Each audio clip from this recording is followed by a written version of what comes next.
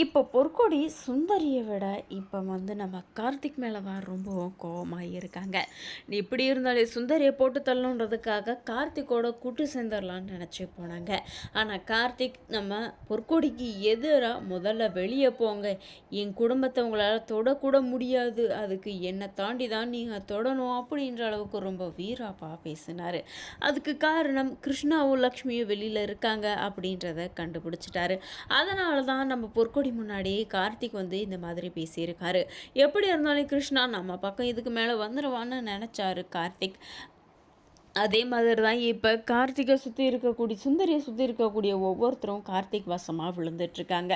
அதனோட ஒரு விதமாக தான் இப்போ செல்வி லக்ஷ்மி இவங்க 2 பேரும் சேர்ந்துக்கிட்டு தமிழை கொண்டு போய் விட்டாங்க. இதனோட விளைவு தான் இப்போ தமிழ் ஃபிக்ஸ் ஹாஸ்பிட்டலில் ரொம்ப சீரியஸான நிலைமையில் இருக்கும்போது தமிழோட உயிரை காப்பாற்றணுன்றதுக்காக என்னோட உயிரை எடுத்துக்கோ அப்படின்னு சொல்லிட்டு கடவுள்கிட்ட மன்றாடி கேட்டுக்கிட்டு இருந்தார். அந்த நேரத்தில் தான் செல்வி உன் பொண்ணை பார்க்கவா, அவளுக்கு குணமாயிடுச்சு அப்படின்னு சொல்லி கூப்பிட்றாங்க.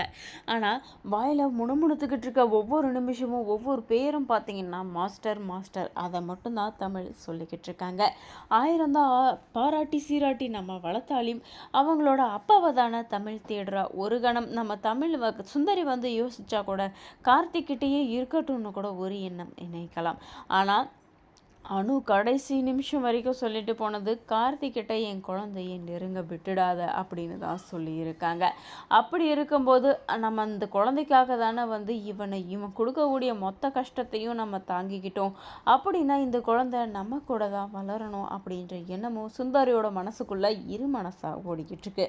ஆனால் தமிழ் இப்போ சின்ன குழந்தை, அவளுக்கு என்ன நடந்துக்கிட்டு இருக்கு, என்ன நிலவரம் அப்படின்றது எதையுமே புரிஞ்சுக்க முடியாது. அடம் பிடிக்க தெரியும், நமக்கு வேண்டியதை நம்ம தான் அடையணுன்றதும் தெரியும். அதனால தான் மாஸ்டருக்காக இவ்வளோ அடம் பிடிச்சிக்கிட்டு இருக்காங்க. இந்த மாதிரியான ஒரு சூழ்நிலையில் கூட மாஸ்டர் தான் கார்த்திக்ன்றது தெரியாத முருகன் எப்படி இருந்தாலும் மாஸ்டர் கொண்டு தமிழ் முன்னாடி நிறுத்திடணும், தமிழ் குணமாயிடணும்னு நினச்சிட்டு இருந்தார். ஆனால் இப்போ அது கார்த்திக் தான் மாஸ்டர்னு தெரிய வந்தால் கண்டிப்பாக எல்லாருமே தமிழுக்கு எதிராக மாறுவாங்க. தமிழ் எல்லாருக்கும் எதிராக மாறி கார்த்திகோட சேர்கிறதுக்கான முயற்சியில் தான் செய்ய போகிறாங்க. ஏன்னா தனக்கு கிடைச்சது, தனக்கு சந்தோஷப்பட்டது எங்கே கிடைக்குதோ அங்கே தான் ஒரு குழந்தையோட மனசு தேடி போகும். ஒருத்தர் மிட்டாய் கொடுத்து உனக்கு இந்தவா நான் உனக்கு மிட்டாய் தரேன் அப்படின்னு சொல்லி கூப்பிட்டா கண்டிப்பாக அவங்க கூட தான் போகும். இப்போ இருக்கக்கூடிய தமிழோட மனநிலைமை அப்படி தாங்க இருக்குது. கார்த்திக் தான் நம்ம தமிழ் கூட டைம் ஸ்பெண்ட் பண்ணுறாங்க, சுந்தரி டைம் ஸ்பெண்ட் பண்ணுறதில்ல.